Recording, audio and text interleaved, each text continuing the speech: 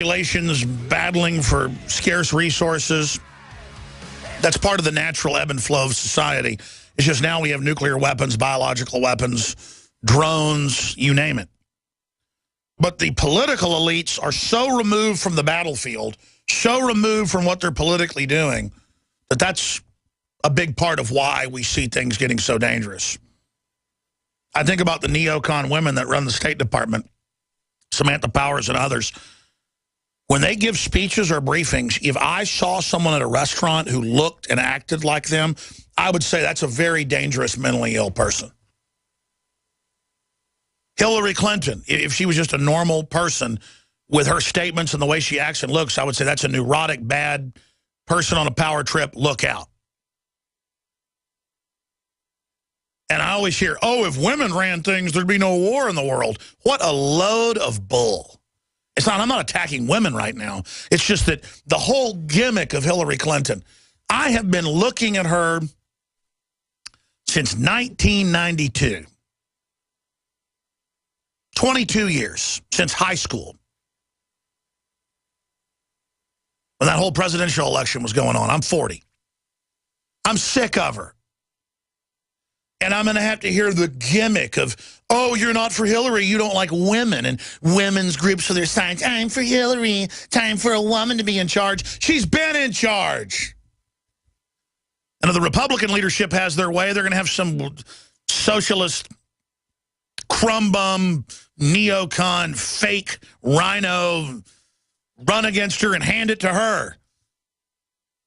And if this country doesn't get upset, and I don't mean the whole country, but the large minority of people who are every race, color, and creed, who know what's going on, if we don't get upset and just start saying no,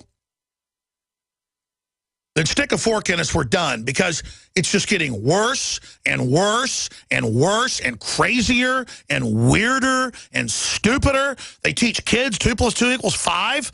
When I first learned about that in Common Core like 3 or 4 years ago, I went, that's not true. That's a headline. And I went and looked it up, and they had real curriculum saying 2 + 2 isn't always 4. It could be 3 or 5. It's all how you feel.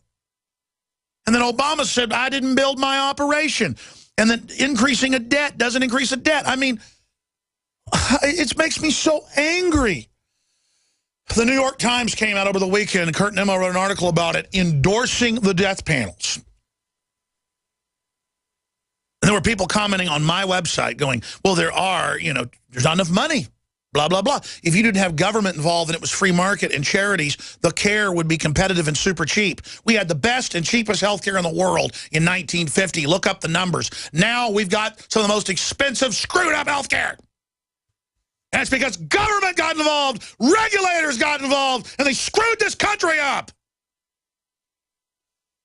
And I'm tired of sitting here in the country I love watching it go to hell in a handbasket.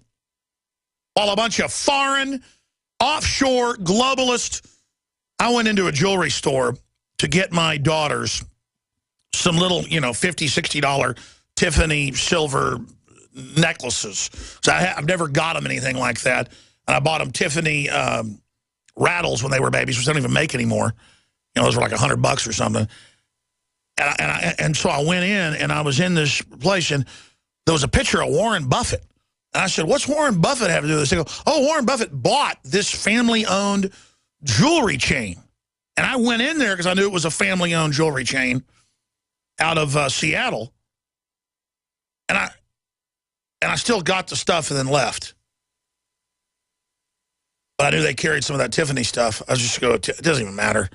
The point is, it's just like, one of my buddies lives in a building downtown, and I looked at who owned it. I always looked at Warren Buffett. And then I was just thinking about how he's got all these banker bailouts, all these insider deals, and then he lobbies to raise taxes on poor people. Makes me want to throw up. I don't want to just get off on some Warren Buffett jag. But I was in a jewelry store and had to look at him.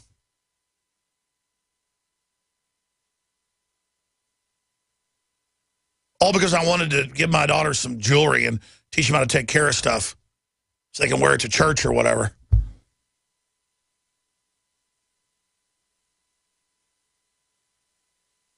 I've got all these calls, all this important news. It's just,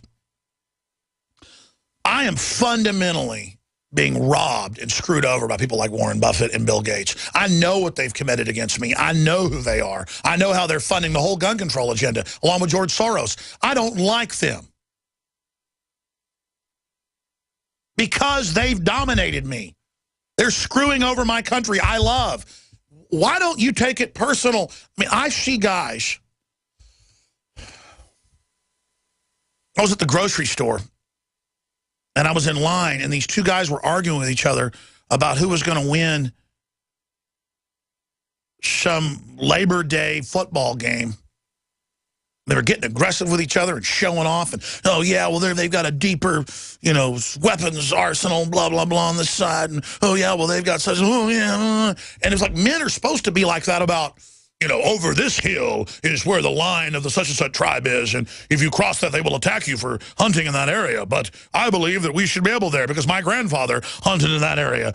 That's a 10,000-year-old worldview.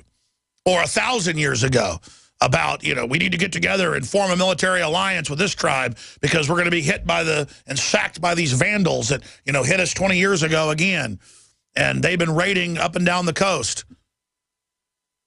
I mean, men are supposed to be knowing how things work, involved, serious, honorable, warriors at the same time. And I just look at men, and they're just laying out, acting cool. And they're so unmanly. Even if they're all roided out and acting tough with a shaved head, a man knows about geopolitical issues. A man knows about finances. A man knows how the world works. A man is involved. And it's because we are a dishonored society that isn't led by good men. We are led by the worst men and worst women out there imaginable. And we have accepted lie after fraud after fraud until we don't even know who we are anymore. Let me tell you, it's a big deal to have that southern border open. And to just be flooded with people with U-Hauls and trucks and just buses just full. I mean, I'll pull into a Target or something, and there'll be like 3 buses with just people pouring out with their bags, obvious refugees, like, whoa, what is going on? As the country collapses, as we go into depression, what is the government planning? And then I don't disagree with Roberts completely. I'm the guy that used to debate with him 10 years ago about whether 9/11 was an inside job or not. He came around to the fact that it is. That's the guy that's in all these big, huge think tanks, Brookings, you name it. I mean, he's high level, folks. So when I get up here and I say, no, ISIS is real, ISIS is the most radical, dangerous people there are. They're allowed to go back and forth to England, back and forth to France. They're being left. They're allowed to operate on Twitter and Facebook. It's in the news again today, whereas they're always censoring my stuff. And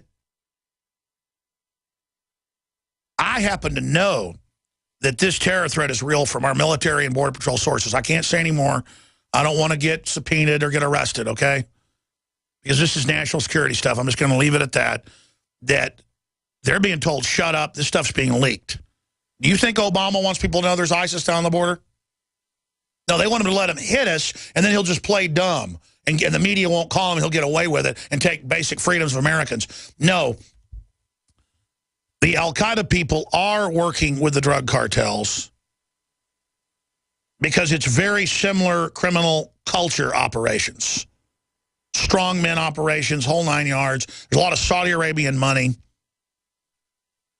There is an Islamicist move, a radical Islamicist move worldwide right now. All right, I'm going to shut up and go to your calls. Blake and Curtis and Danny and John in the UK and John in Florida. I'm going to get to all of you. I'm going to shut up. Blake, I held you over because Roberts came on. You were talking about doing deliveries to hotels all over Oklahoma and how they're just full of illegals waiting to try to find a house or whatever. Government and charities are putting them up in the hotels. You could go further and get that from the hotel staff. We've confirmed it. We were told by ICE and Border Patrol, come down here to McAllen. You will see us being forced to load them on buses and pay for their tickets and give them food. Remember, they want... See, Obama comes out and says, sorry, I can't do anything for you on immigration today. See the shill there? He's totally basically ended deportations 97%. They're letting felons go. They're busing the people in, but meanwhile, that's not enough. They've got illegals protesting the White House every day. Every day. They're allowed to. I'm not. I've been there. You've seen the video. The Secret Service says, no cameras, no protesting. We'll arrest you. The illegals can march around all day, and they're all angry. How dare you only give me welfare and free rides everywhere? This is not enough. I want everything now. Just marching around everywhere. And Obama, you see that cover? It's a full spectrum of lies. They create a whole paradigm of fraud, where you're just swimming in an ocean of lies. And so Obama had not enough for Latinos, as if that's what as if you are Hispanic in any way, you're supposed to just want totally open borders when no one else does that in the world. And when it's collapsing countries, the depression is global, folks. The depression is here. It's worse in Latin America. And the message is being sent, come here. So the